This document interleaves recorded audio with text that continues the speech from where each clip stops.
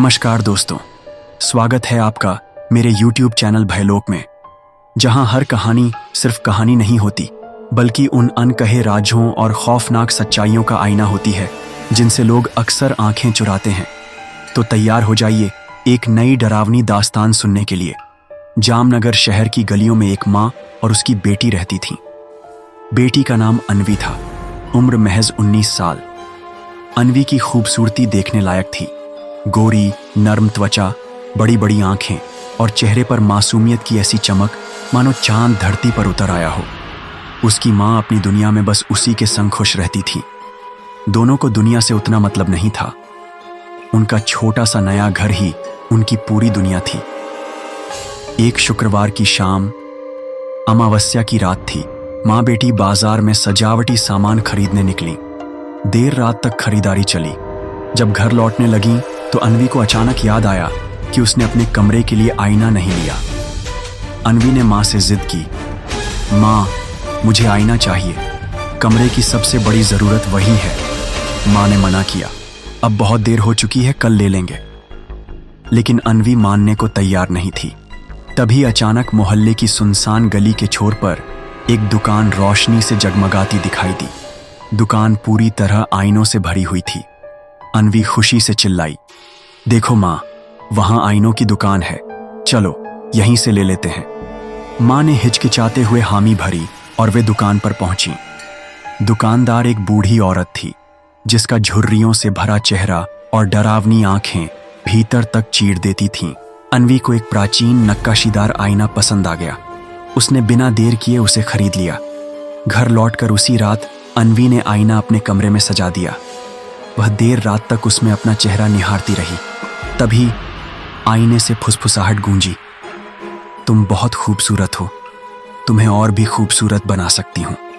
अन्वी चौंक कर पीछे हट गई। उसकी धड़कनें तेज हो गईं।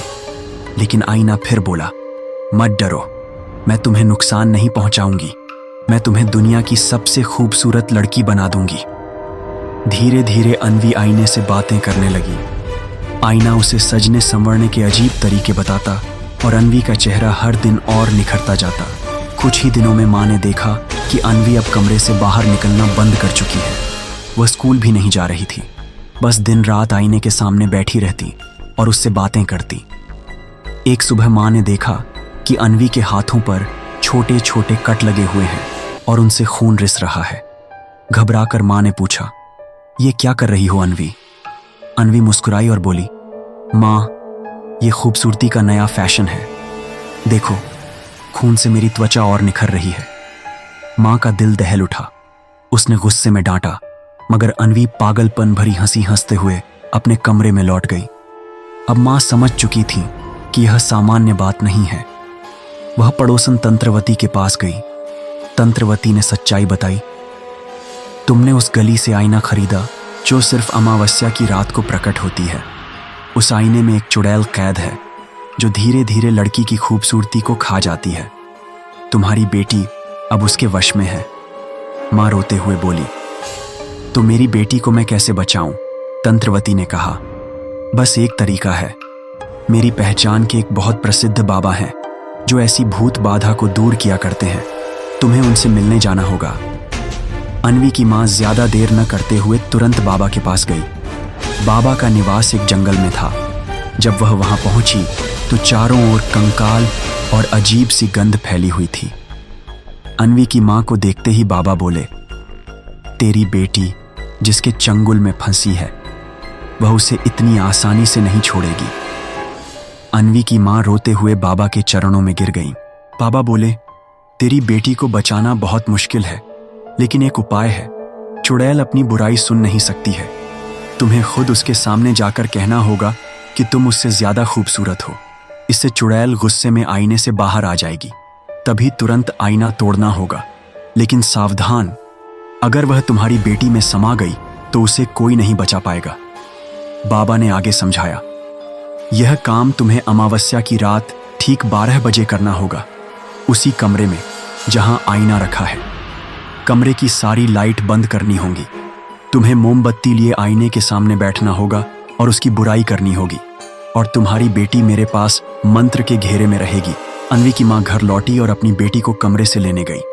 जैसे ही उसने दरवाजा खोला, उसका चेहरा पीला पड़ गया। अन्वी आईने के सामने बैठी थी। उसके शरीर पर घाव और गहरे हो चुके थे। हर हिस्से से खून निकल रहा था। उसका आधा चेहरा बर्बाद हो चुका था। अन्वी पीछे मुड़कर हंसी और बोली, देखो माँ, मैं कितनी खूबसूरत लग रही हूँ। माँ कांपते हुए बोली, बेटा चलो, हमें कहीं और जाना है। अन्वी चिल्लाई, मैं नहीं जाऊंगी माँ, मुझे और अभी सजना है। माँ ने उसका हाथ पकड़कर जोर से खींचा और कमरे से बाहर ले जाने लगी। तभी आईने में वही बूढ़ी औरत खड़ी थी। उसके चेहरे पर खरोंचों के निशान थे और होठों पर शैतानी हंसी। अन्वी की माँ डर के मारे तुरंत बेटी को लेकर भागी और बाबा के पास छोड़ आई। अमावस्या की रात भी आ गई। कमरे की लाइटें बंद कर दी गईं। अन्वी की माँ मोमबत्ती हाथ में लिए आईने के सामने बैठी। उसने कांपती आवाज में कहा, तू खूबसूरत नहीं है, तेरे चेहरे पर सिर्फ खून और घाव है। देख, मुझसे ज्यादा खूबसूरत तो कोई नहीं। आईने में बैठी बूढ़ी औरत की आंखें लाल हो गईं। वह डरावनी चीख मारकर बाहर आ गई। हवा तूफान की तरह गूंजने लगी। चुड़ैल माँ पर टूट पड़ी। उसका चेहरा नोचने और काटने लगी। माँ ने किसी तरह खुद को छुड़ाया और पास रखी फूलदानी से आईने पर दे मारी। आईना टुकड़े टुकड़े हो गया। आईना टूटते ही कमरे में कर्कश चीख गूंज उठी और चुड़ैल हवा में गायब हो गई। बाबा के पास बैठी अन्वी वहीं बेहोश होकर गिर पड़ी। सुबह जब उसे होश आया तो उसके शरीर पर छोटे छोटे घावों के निशान थे। धीरे धीरे वह ठीक होने लगी।